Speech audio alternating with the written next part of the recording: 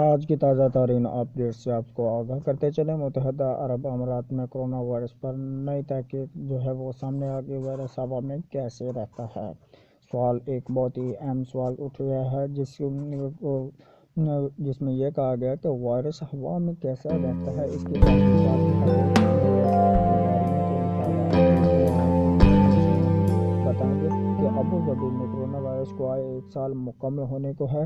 اس دورانیے میں جہاں ہم نے قیمتی جانیں کھوئیں اور معاشی و اقتصادی نقصان بھی اٹھایا، وہاں مطالعہ کرنے کے بعد دنیا نے وائرس، اس کی منتقلی اور عوام کو محفوظ رکھنے کے طریقوں کو سمجھنے میں ایک لمبا سفر طے کرنے کے بعد پھر بھی کئی دیگر سوالات کے جوابات ابھی باقی ہیں۔ ابو ظبی کے ماہرین اس بارے میں معلومات حاصل کرنے کی کوشش کر رہے ہیں کہ کرونا وائرس کب تک ہوا میں رہتا ہے، کیا ماسک اور پی پی ای خاص طور پر فرنٹ لائنز کو کافی تحفظ دیتے ہیں۔ یہ سوالات وہ بہت ہی امپورٹنٹ ہیں۔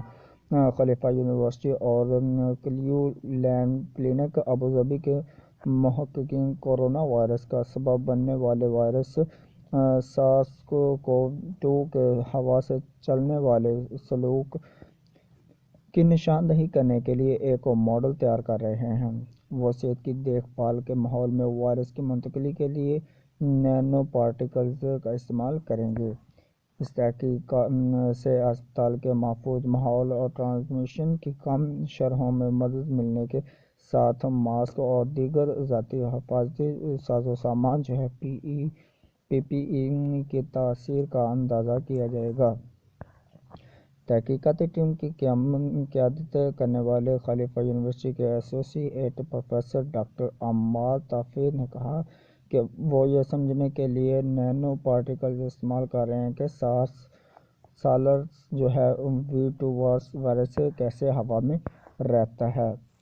دی center for disease control and prevention نے اطلاع دی ہے کہ کرونا وائرس ہوا سے پیدا ہونے والے ذرات کے ذریعے گھنٹوں تاخیر سے پھیل سکتا ہے۔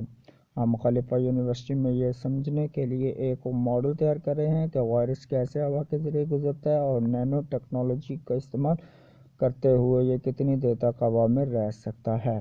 ڈاکٹر طافی نے کہا کہ محققین اسپتالوں میں حفاظتی سطح کے ساتھ ساتھ ماسک اور دیگر پی پی ای کی تاثیر کا اندازہ کرنے کے لیے کولائڈز اور مینیکنز استعمال کر رہے ہیں۔ ہم مریض کی کھانسی اور ایروسول کی نسل کو نقل کرنے کے لیے سلیکشن نینو پارٹیکلز کی بنی کولائڈ کے اسپرے کا استعمال کریں گے۔ جیسا کہ آپ جانتے ہیں کہ کووڈ-19 ہمارے لیے پوشیدہ ہے، لیکن یہ نینو پارٹیکلز سرخ UV لائٹس کے تحت چمک سکتے ہیں۔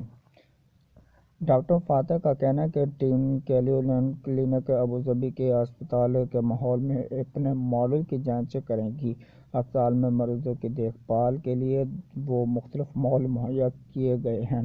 اس تحقیق میں کوئی مریض شامل نہیں ہے اور ٹیم مریض کے کمرے میں سانس لینے والے ہیلتھ کیئر ورکرز کی نقل تیار کرنے کے لیے میڈیکل میننگ کا استعمال کریں گے۔ ڈاکٹر فاتح نے مزید کہا کہ ہمارا ماڈل اس وائرس کے پھیلاؤ کو بہتر طور پر سمجھتے ہوئے پھیلاؤ پر قابو پانے میں معاون ثابت ہوگا۔ ہم امید کرتے ہیں کہ اس سے کرونا وائرس کے بعد کے حالات میں یہ ہماری رہنمائی کرے گا۔ یہ تھی اپڈیٹس۔ آپ کو آج کی اپڈیٹس کیسی لگی؟ کمنٹ میں اپنی رائے کا اظہار لازمی کیجیے گا۔ تو میں آپ کو ملتا ہوں ایک نیکسٹ ویڈیو میں۔ ہوں آپ کا ہوسٹ علی چان اور ہمارا یوٹیوب چینل دیکھ رہے ہیں تو اس کو سبسکرائب کریں اور ساتھ میں لگی بیل آئیکن لازمی پریس کریں۔ میں آپ کو ملتا ہوں ایک نیکسٹ ویڈیو میں، تب تک کے لیے دیجیے اجازت۔ اللہ حافظ، بائے بائے۔